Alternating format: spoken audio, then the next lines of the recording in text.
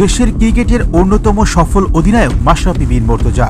তার অধিনায়কত্বে অনেক সাফল্য পেয়েছে বাংলাদেশ জাতীয় ক্রিকেট দল। ১৯৮৩ সালের আজকের এই দিনে নড়াইলে জন্মগ্রহণ করেছেন মাশরাফি। অন্য অনেকের মতো জাতীয় দলের সাবেক সতীর্থরা তাকে শুভেচ্ছা বার্তা দিচ্ছে। তাদের মধ্যে এগিয়ে আছেন মুশফিকুর রহিম। সামাজিক যোগাযোগ মাধ্যমে মাশরাফির সঙ্গে তার একটি ছবি পোস্ট করে মুশফিক ক্যাপশনে লিখেছেন, শুভ জন্মদিন ম্যাশ।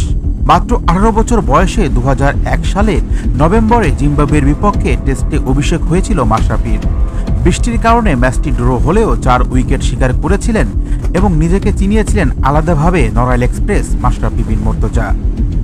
জিম্বাবুয়ের বিপক্ষে ওই একই সফরে ওয়ানডে সিরিজে লাল সবুজ জার্সিতে পথ চলা শুরু হয় তার। মাত্র ২৬ রানে ২ উইকেট শিকার করলেও বাংলাদেশ হেরে যাওয়ায় রাঙানো হয়নি ওয়ানডে অভিষেকটা। তবে এই বিশেষ দিনে মুশফিকুর রহিম সহ গুটি কয়েকজন খেলোয়াড়রাই শুভেচ্ছা জানিয়েছেন মাশরাফি বিন মুর্তজাকে। যেই দলটার জন্য তিনি পরিশ্রম করেছেন সেই দল থেকেই অনেকে ভুলে গেছেন মাশরাফির জন্মদিনের কথা। মাশরাফির ভক্তরা সমাজ মাধ্যমে লিখেছেন, এটাই হয়তো চরম বাস্তবতা। সময়ের ব্যবধানে একসময় সবকিছুই কেমন যেন ফিকে হয়ে যায়। Ariyan Sakib, news express.